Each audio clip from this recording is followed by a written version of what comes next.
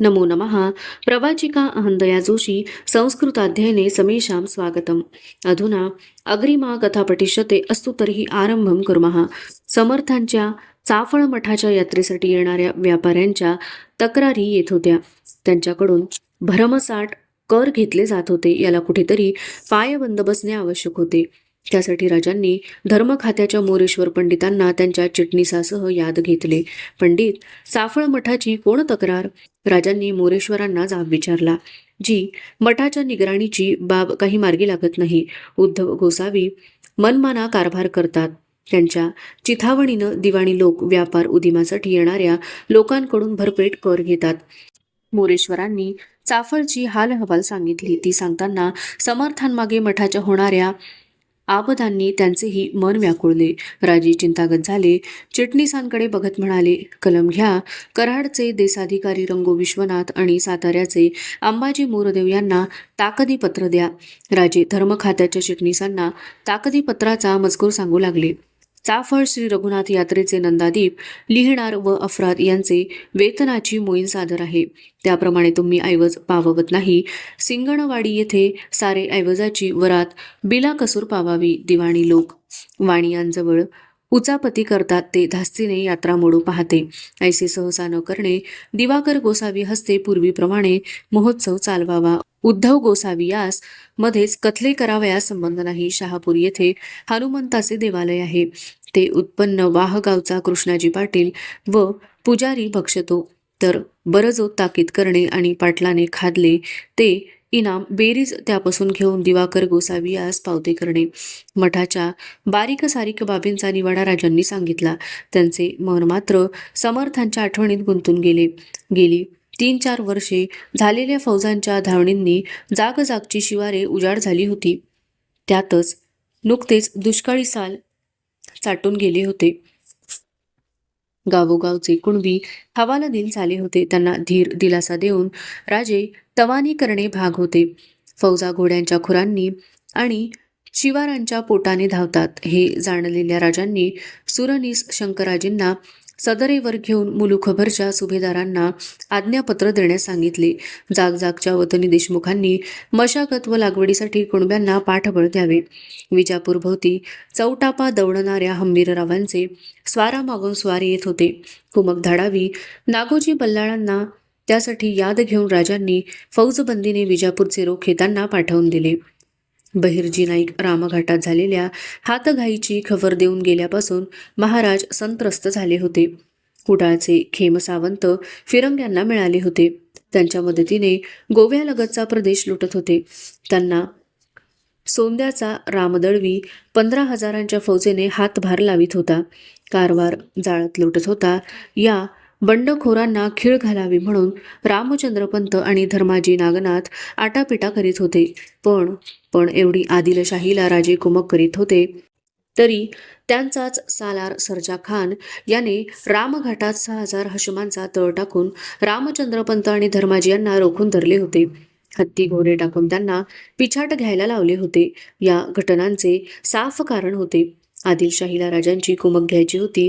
देसाई दळवींच्या मार्फतीने मिळेल तेवढा कोकणपट्टीचा मुलूक मारून विजापूरचा खजिना भरायचा होता. कसेही करून औरंगच्या रेट्यापुढे तगायचे होते. कोकणातील देसाई दळव्यांचा उपद्रव कसा वारावा या विचारात असतानाच प्रल्हाद निराजी राजांच्या भेटीला आले. त्यांच्याबरोबर विठोजी बापूजी व गोविंद नारायण या चेऊलच्या 2 असामी होत्या. त्यांनी राजांना रिवाज दिला. या उभयतांवर मोठा अन्याय झाला आहे स्वामी. सूर्याजी विसाजी प्रभू याने या गरिबांकडून जोरावारीने खतपत्र करून घेतले आहे. यांचा जमीन जुलमाने खादला आहे. प्रल्हादपंतांनी सगळा कथला सांगितला. विठोजी आणि गोविंद हात जोडून वाकून एकसारखे गयावया करू लागले. मायबाप, न्याय द्या आम्हास, माऱ्यावर सोडू नका. न्यायाधीश चौलास देशाधिकारी कोण? राजांनी पंतांकडे तपास घेतला. जी येसाजी अनंत, त्यांना तातडीनं आज्ञापत्र द्या. या बाबांच्याकडून बळजोरने करून घेतलेले खतपत्र रद्दबातल ठरवावे. ज्यांच्या काळात हे खतपत्र झाले ते पूर्वील देशाधिकारी कोण? हरी शिवदेव महाराज. प्रल्हाद पंतांना राजे एवढ्या मुळापर्यंत जातील याचा अंदाजच नव्हता. त्यास एक सक्त समजद्या न्यायाधीश विठोजी बापूजी व गोविंद नारायण हुजूर आले आहेत. खतपत्राचा मामला जुलूमकानी आला. तुम्ही सुभेदार तमाशा पाहता, वरतून सूर्याजीची कोशिश करता. यावरून तुमची कारकुनी कळू आली. जोरावारीने एकाचे काढून दुसऱ्याचे घशात घालावे ही कोण दिवाणी चाकरी. संतप्त राजांनी हरी शिवदेवना काय समज द्यावी हे प्रल्हादपंतांना सांगितले. इकडे आपल्या अश्राप रयतेला वाजवी न्याय मिळावा यासाठी राजे तिळतिळ तुटत होते. त्यावेळी सोलापूरच्या औरंगजेबाच्या प्रचंड दळावर घडणारा प्रसंग तुळजापूरची भवानी तिकडे पाझरत्या डोळ्यांनी बघत होती. आणि नुसतीच बघत होती. रेशमी तणावांनी पेललेला औरंगजेबाचा आलिशान शामियाना हिवाळी वाऱ्यावर लहरत होता. चांद ताऱ्यांचे हिरवे निशाण त्यावर फडकत होते. 60,000 फौजी दळाच्या राहुट्या जागजागी पडल्या होत्या. शाही शामियान्याच्या बाहेर नगारा, झेंडा, पोहोच्यांचे तबक हे सामान हारीने मांडले होते. हत्यारी हशम एका हत्तीभोवती कडे धरून पहारा देत होते. साखळ दंड वाजवीत चित्कारत तो हत्ती डुलत होता. शामियान्यात मोहम्मद आझम, मुइजुद्दीन, बेदार बख्त, रणमस्त खान अशा हाशा असामी कदमावर नजर लावून खड्या होत्या. उंची आसनावर औरंगजेब बसला होता. त्याच्या डाव्या हाताशी मौलवींचे पथक बसले होते. 40-50 घोडेस्वारांच्या दुडक्या पथकातून 2 अरबी उमद्या घोड्यांवर मांड घेतलेले खासे स्वार शामियान्याजवळ आले. पहारेकऱ्यांनी त्यांना तस्लीम दिली. दोघेही आत शिरले. दोघांनी बादशहाला तिवार कोर्निसात केला. त्यातील तरण्या बांड उंच असामीला बुढा औरंगजेब बारकाईने निरखत होता. दुसरा वृद्ध वयस्क इसम पुढे आला. त्याने आपल्या जिल्हे सुबाहानीच्या उजव्या हाताशी असलेले तबक उचलून बादशहासमोर धरले. बादशहाने आपला माळधारी हात तबकाला लावला. तबकधारी होता वजीर असद खान. त्याने तबकातील हिरवीशार खिल्लत उचलून आपल्या बरोबर आलेल्या तरण्या बांड सरदाराच्या खांद्यावर पांघरली. तिच्यावरचा जरीबतू चांदतारा झगमगला. भांड्याने औरंगजेबाला कमरेत झुकत पुन्हा कुर्निसात केला. त्याला 5,000 आणि बाहेर मांडलेल्या चीजवस्तू हत्तीसह बक्ष केल्याचे जाहीर करण्यात आले. हत्तीने बडा माणूस साखळ बंदी करून टाकला. तो होता अचलौजी महाडिक, आबासाहेबांच्या जावयाचा भाऊ. अचलौजींच्या कानी आल्या बातमीने घाया व्हायलाही राजांना उसंत मिळू नये म्हणून की काय अशी जंजिराच्या हपशी कासमाने पुन्हा उचल खाल्ली.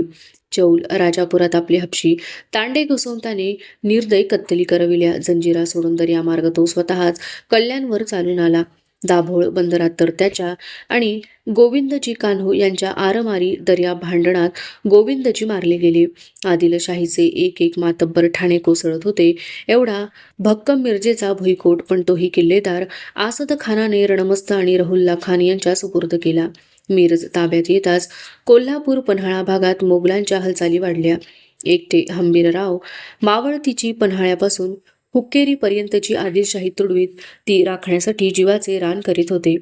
लक्ष्मीश्वराच्या रवणगौडा देसायाने मोगलांविरुद्ध चिवट झुंज दिली होती. त्याला इनामपत्र देण्यासाठी राजांनी पेशव्यांना पाचारण केले. आपणाला कशासाठी याद केले आहे याची काहीच कल्पना नसलेले निळोपंत पुण्याहून दामाजींनी कळविलेली बाब पुढे ठेवीत म्हणाले, रहुल्ला आणि रणमस्त खान मिरजेहून पुण्यावर उतरले आहेत महाराज. तिथल्या देशमुख देशपांड्यांना मसलतीत घेऊन फितवण्याचे यत्न चाललेत त्यांचे. असले ऐकून काही वाटावे असे दिवसच राहिले नव्हते. आज राजांना फार जाणवले की कुठून तरी समर्थ मुलखातील गोसावी नांदी कानी पडावी. भोवतीच्या यातनांनी मनाची तलखली होत असलेले राजे अंतःपुरी दालनात आले. बराच वेळ ते काही बोलत नाहीत हे जाणवल्याने येसूबाई म्हणाल्या, पाटगावहून मठाचा माणूस आलाय. मौनी बाबांची तब्येत सुमार असल्याचं कळतंय. राजांनी चमकून येसूबाईंच्याकडे बघितले. ते काहीच बोलले नाहीत. या धावपळीच्या काळात मौनी बाबा, मोरया गोसावी, मल्हार बाबा या कुणाचेच दर्शन घेणेही जमले नव्हते. मन चुटपुटले त्यांचे. त्या जाणीवेने दुहाती बाळराजांचे हात घेऊन राया अंता आले. बाळराजे मासाहेब म्हणत येसूबाईंना विलगले. मायलेकरांचे रूप बघताना राजांना आपल्या थोरल्या उंची सय झाली. सदरेवर आलेल्या राजांना पन्हाळा भागातून आलेला मलोजी बाबा घोरपड्यांचा तरणा मुलगा संताजी सामोरा आला. त्याला हंबीररावांनी धाडला होता. नुकतीच पन्हाळ्याजवळ हंबीरराव मलोजी यांची रणमस्त व रहुल्ला खान यांच्याशी जोरावारीची हातगाई झाली होती. तिचा वृत्तांत राजांना देऊन संताजी म्हणाला, पार पिटाळल्यात दोन्ही खान बेळगावच्या बाजूला सरलष्करांनी. बेळगावचा किल्लेदार मुराद खान यास कोटनेटानं झुंजवावा असा थैलीस्वार दिलाय. संताजीच्या उत्साही मुद्रेकडे बघताना आणि त्यांनी सांगितलेले ऐकताना महाराजांना समाधान वाटले. संताजीच्या जवळ येऊन त्याचा खांदा थोपटीत राजांनी विचारले, कसे आहे आमचे म्हलोजी बाबा आणि किल्ले पन्हाळा? जी आबा गेल्यात कापशीला गावाकडं, किल्ला म्हणशीला तर तुरताला आम्हाकडंच हाय की. या पाऊसमाऱ्यातच कुडाळच्या निळकंठ नारायणांनी पाठवलेला थैलीस्वार कांबळी खोळ पांघरून रायगड चढून आला. त्याने आणलेल्या थैलीत मजकूर होता, मोगली सारंग याकूत खानाचा खेम सावंतास खलिता आहे की पादशहास येऊन मिळावे.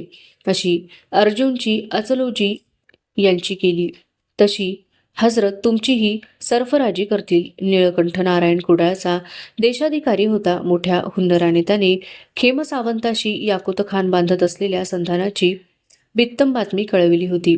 शेकोटीतला लाकडी ओंडका धुमसावा तसे राजांचे मन भरून आले होते. एवढा तापवंत सूर्यनारायण पण त्यालाही वाळवी ढसावी असे दिवस धरले होते. अनेकविध विचारांनी राजांचे मन भरून आले होते. कसले तरी ना कळते अशुभभोवती भिरभिरते असे वाटत होते.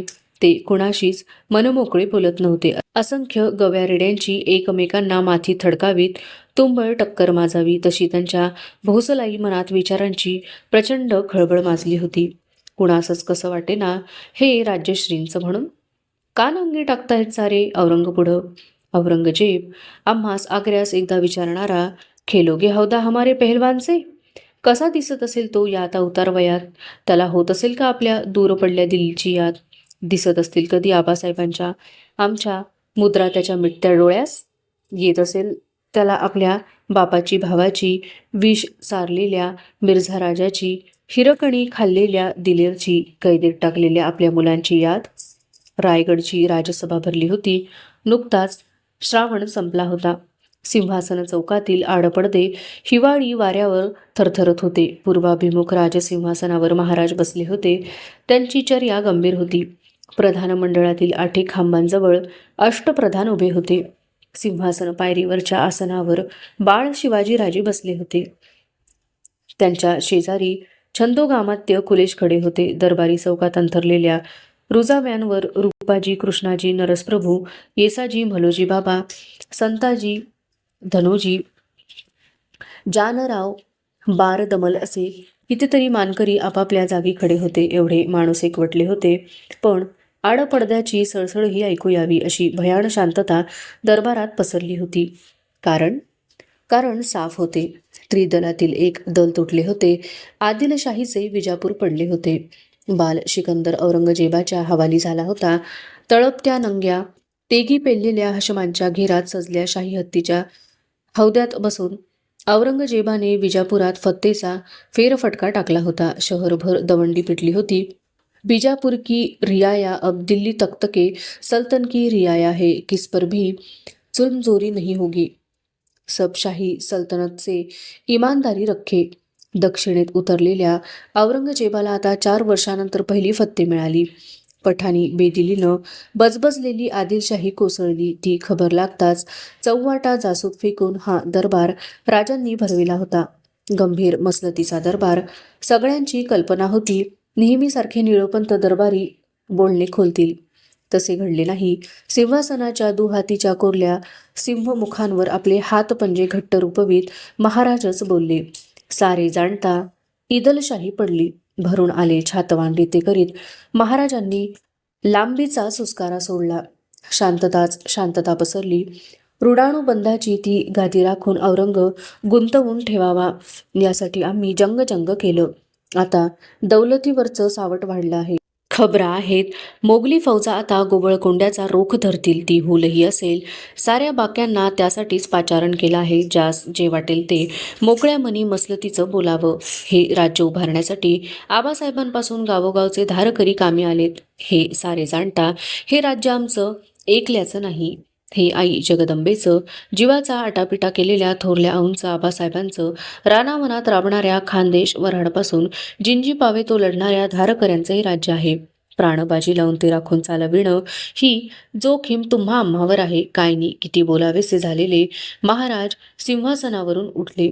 सारा दरबार कानांचे शिंपले करून ते शंभू बोल ऐकत होता. अवशिष्टा कथा अग्रिमे भागे पठिष्यते. अस्तु तर्हि पुनर्मिलामः.